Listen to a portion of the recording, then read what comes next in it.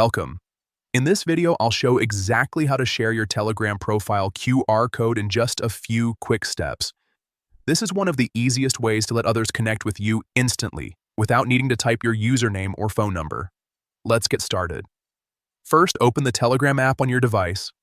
Make sure you're logged into the account you want to share. Once you're inside the app, look at the top left corner of your screen and tap on the menu icon.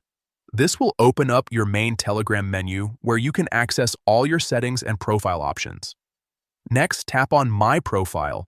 This will take you to your personal Telegram profile page where your name, username, and profile picture are displayed.